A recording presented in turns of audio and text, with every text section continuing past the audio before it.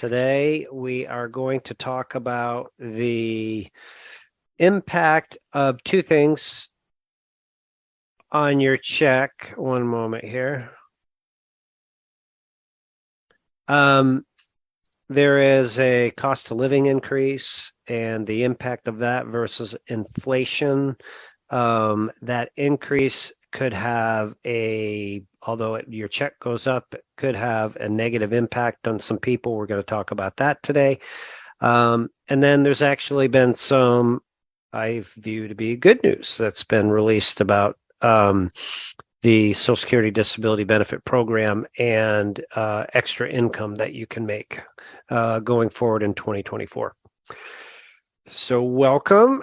Jam and Philip are here with us today, folks. Welcome, you two. Thanks for joining us. Appreciate your assistance. Yes. Hi, everyone. Hi, Brian. Hello, Jam. Hello, everyone. Yeah, I see Katie D is out there. Linda, Joe, John, Tyrone, John Z. I wonder if you're related to Gen Z. All right. You ready to get going? Yeah. Okay. So, first of all, if you have not heard, information about your 2024 Social Security Disability Benefits has been released. The cost of living has been released. And so we're going to talk about that, do an actual little deeper dive into how that has been created. Last year was, I think, the largest one in a long, long time, maybe ever. This year, not so much. So that's what we're going to talk about. Now, folks, listen, if you're not approved for your Social Security Disability Benefits, this will impact you when you are approved. It will give you a sense of like your check, the amount, what the possibilities are for it increasing in the future, some things you can do to further maximize your benefits. So this is designed as a general interest for all. So first of all, what I want to cover first is how they go about coming up with the cost of living increase. And this is an annual increase for your Social Security disability check, or even if somebody's a Social Security recipient, that is geared towards adjusting for inflation that's out there. So I'm going to kind of, in my own version, try to dummy this down and how they come up with it, because this year's increase was like half of what last year's was.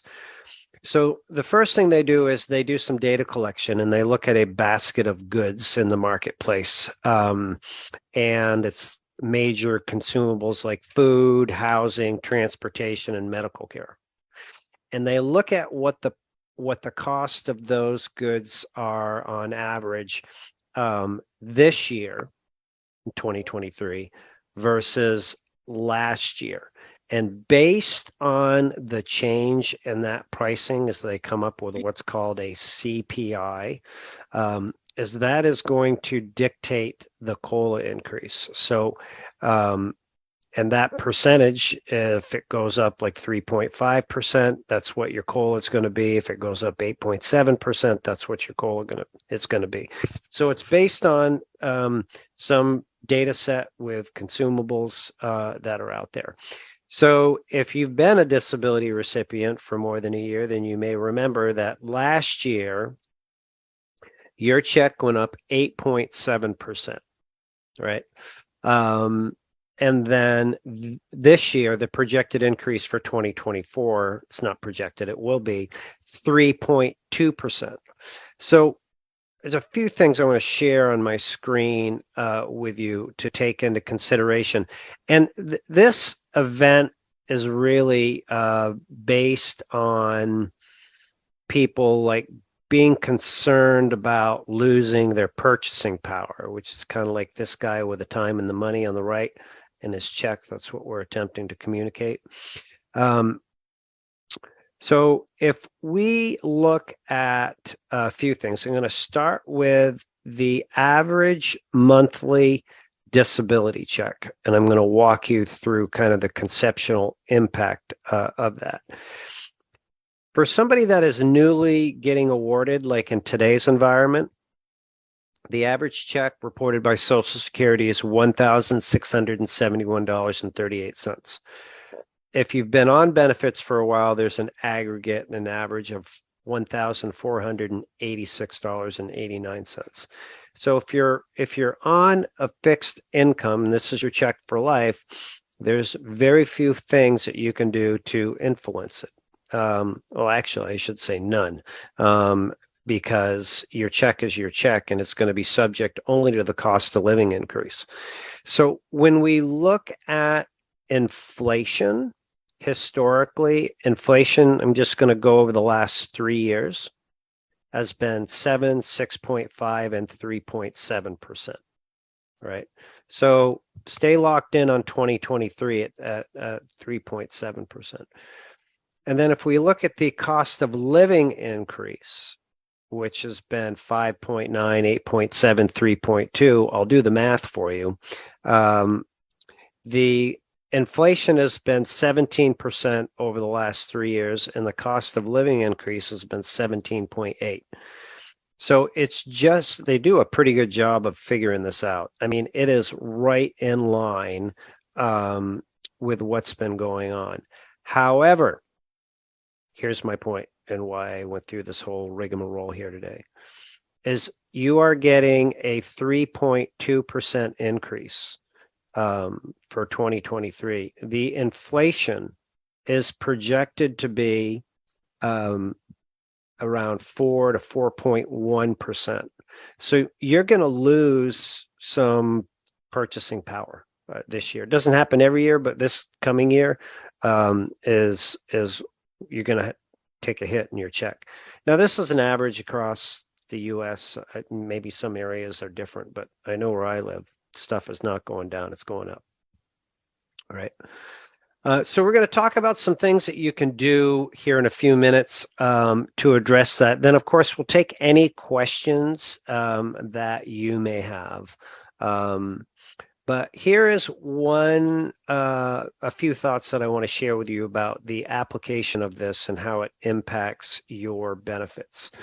Is, first of all, if you look at like an average check of $1,500, I just rounded it off. You know, if you factor in your Medicare Part B premium, that is going to go up, and then the cost of inflation, then you're looking at $208.80 a year of purchasing power that you lose, right? Maybe that's all right. I don't know. 208 is like, it's a pretty decent chunk of change. Now, here, if you are listening to this or know somebody that is out there and they're on a Social Security disability check of $1,470, somewhere in that range, the 3.2% could end up being costly for them.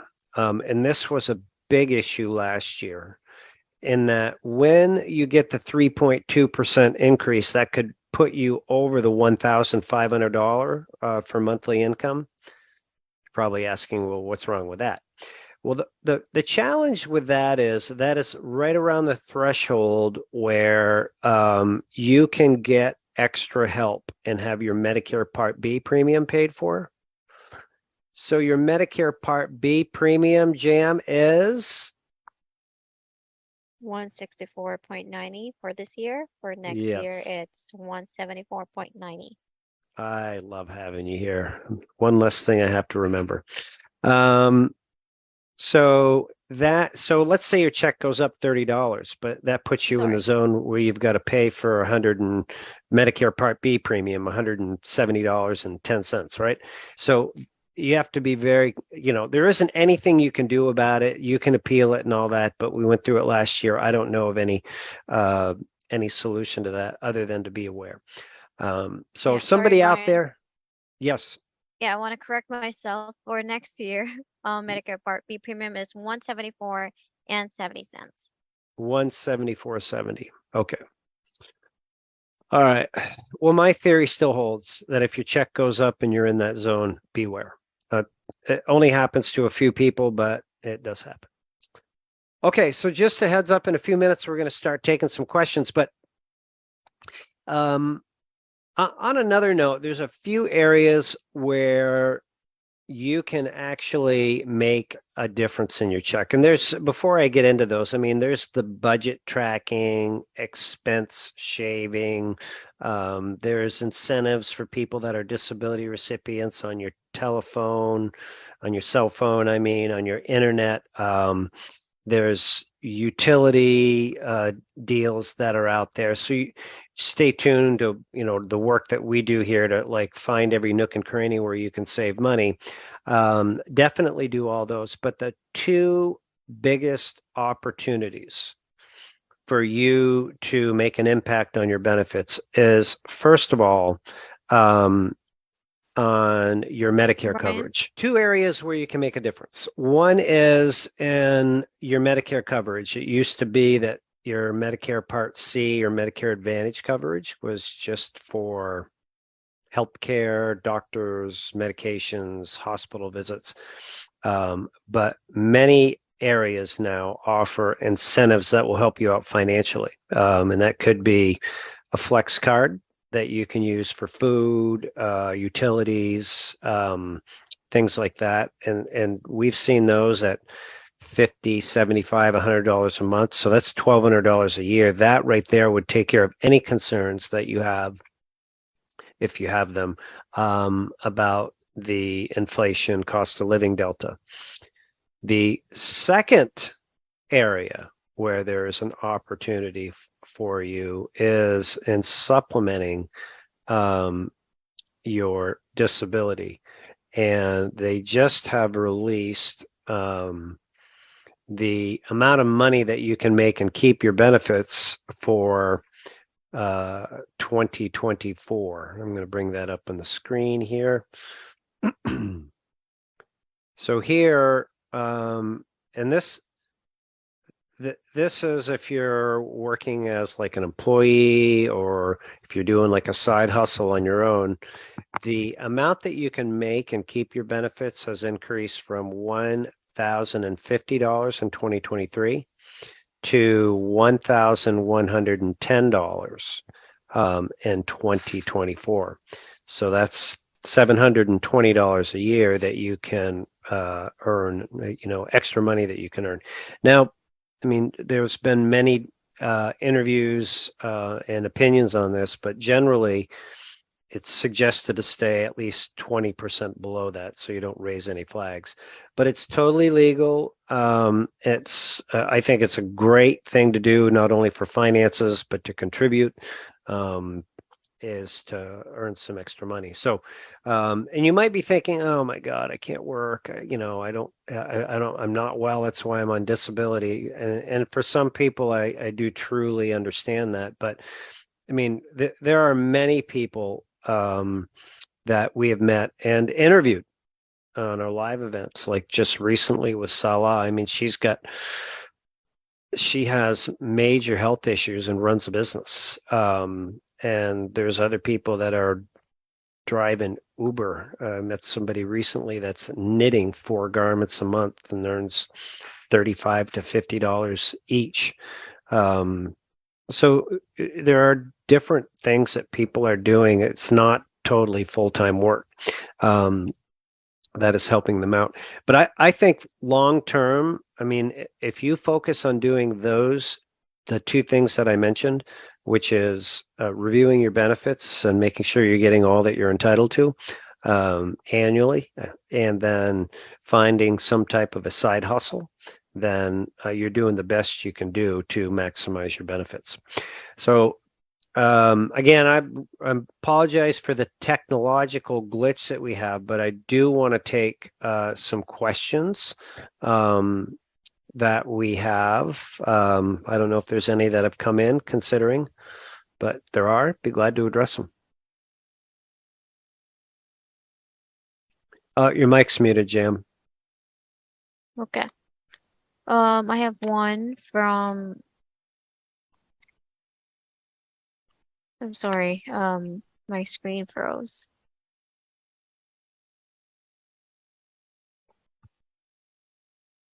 Didn't you have a question from May that you wanted me to answer? Oh yeah. I'd love if we could tackle that today. Here's from my girl, Sherlock Shopper. We had her earlier this year as our guest. Mm-hmm. Mhm. So my husband died and I am on disability. I'm in a bit of a bind with collecting survivors' benefits. My assigned Social Security caseworker has not been helpful, so I am turning to you to see if I can figure out my next measure. Mm-hmm. And follow-up questions if she asked if she could get off disability and then collect early retirement and also collect her husband's Social Security. Okay. Philip, you and I have a ex-coworker that went through this. Cheryl, remember? Yes. Yeah. So there's several pieces here to unpack, but for survivors benefits, you can transition from Social Security disability to survivors benefits.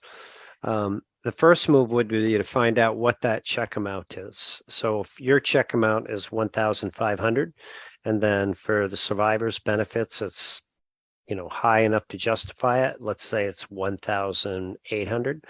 You're going to pick up $300 a month, then it would make sense to do that. It's about $4,000 a year to go forward and do it. Now, a few things here. To go from Social Security disability to age 62 retirement, I don't even know if it's allowed, but you wouldn't want to do that because that check at age 62 is going to be about 40% less than your disability check. So I think everybody should really get a handle on, okay, disability check is pretty much the same as a full retirement check amount. And that would, that would solve that. So the other piece of this is it's transitioning to survivors requires at least 2 forms to fill out to get started and then submitting them to your local office. Now, in my understanding from a disability representative standpoint is it's a relatively easy process because an individual that's on Social Security disability has already proven that they medically qualify for benefits. So there isn't a medical component to this. It's just a transitional component where you provide the death certificate, 2 documents at least from Social Security and submit them. And I am not aware of legal representation like disability attorneys that do this. Maybe they do, I just don't know of it because most disability attorneys do disability work because they can get paid a percentage of your back benefits when you get approved. I do not know that to be the case in survivors. If somebody has a different opinion, experience out there, you can let me know. So those are a few things. So May, I would just complete the forms, take the death certificate, submit it to Social Security. It may even be worth a trip to go to a local office later in the week when it's slow and submit that. Clarify, Yeah, so Brian, also you don't, if you're on SSDI and you claim for survivor benefits, you don't get both, correct? Right. You only get one check. Thank you. Yep. One or the other. One or the other. Yep. Mm-hmm. That's why you want to see if the survivor's check is higher. Like if you're Right. going for survivor's benefit and it's lower, that's not ideal. Correct. Mm-hmm. Yep. all right, and also Brian, there was a follow-up question from May. What happens when she reaches full retirement age? I don't know for sure, but if it's like Social Security disability, then your Social Security check that you have is going to stay in place. I don't know of a situation where once you're receiving Social Security, whether it's Social Security disability, age 62 Social Security, or full retirement, where that check fluctuates based on age. I don't know that to be the case. So that's my hunch, but I'm not certain. Mhm. Got one here, Brian. Yes. Robert asked, was on SSDI, graduated nursing school, but having difficulty of holding down job. Not on ticket to work program anymore. Will I qualify to come back on?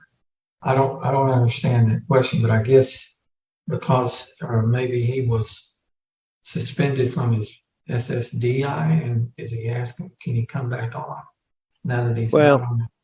yeah, it could be. There's some information, but not everything. But I'll take a shot at it. So this person went to school. Either it was the schooling or the working associated with the school that took him off of benefits. Was it Robert Phillip? Was his Yeah, name? yeah, All right. Robert. Okay. So, Robert, I don't know about your health situation, if it's gotten any better or any different, but let's say that it's been the same or has gotten perhaps unfortunately worse. Then, um, in concept, based on what I know, it's possible that you could get back on your Social Security disability benefits.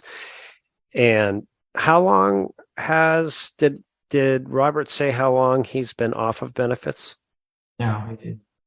Okay. So depending on how long you've been off, you probably have to reapply and go back through the process. But listen, I mean, I applaud you. You're one of the few people I know that has actually migrated off of benefits. So good for you.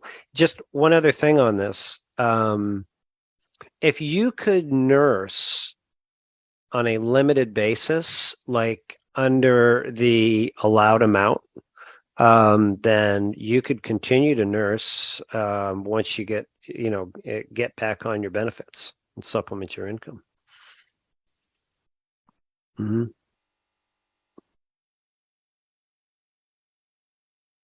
Go ahead, Jim, if you've got any.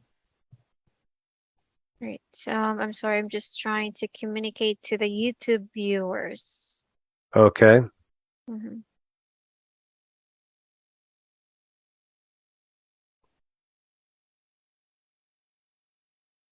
Okay. Here's one from Jim Shore. I have a question for when they open it up. My SSDI benefit payment is being reduced by approximately $165, even though I have proved I have a credible insurance medication plan. Why would that be? Mm, yeah. Well, I don't know if anybody's going to believe anything I say about this, but every once in a while, Social Security makes a mistake, and they don't get it right. So you would need to appeal that. It is likely that you're going to get back your all of your funds, but you would need to take the proof of credible insurance and submit that and appeal it to Social Security, and then ask for the amount of money back. Make sure you document every month that they've docked you on this. Yeah. That also happens to people when they get approved for disability benefits. Somebody could get approved this month, and then they will say, okay, well, we're going to take 4 months of Medicare premiums out of your back benefits because you were eligible for Medicare 4 months ago. That happens, which is crazy, but you have to appeal it as well. Okay. Mm-hmm. Well, that's the only question I have. Okay, great. Good. Philip, anything else for you? Not so far. Okay, wonderful. Well, Yeah, listen. I have tried to share the link to our video Okay. on our from our Facebook page, Brian, but I couldn't because our group is not public, so the link was not working for the viewers, so they weren't Uh, able to join, yeah. unfortunately. Yeah. Well, I apologize. Yeah. Well, we'll be back next week and make an effort to double check everything, make sure we get it right. Mhm. Okay. Yeah, but and Andrew, a viewer here has a question. So if we don't have Facebook, we can't view this one until it's loaded on YouTube. Right. Well, if you're watching it on YouTube right now, there is a YouTube link that this is streaming on. No, it's not streaming. Okay. Hmm. So then I will need to figure out a way to reproduce it and get it posted. So Hmm. stay tuned. Yeah. Hmm. Yep. Okay. Awful sorry about that, but I don't know. We've been doing these for over a year at least, and so I'm not saying it's acceptable, but I'm glad it's like not happening a lot. But Right. anyway, for those of you that can hear us, thank you for attending. Sorry for those of you that cannot. We will be back next week with another show. Hope to have you here. Make it a great day, everybody. Thank you. Thank you, guys. Thank you, Bye, Brian. Thanks, guys. Phil. Thanks, Jen. Bye.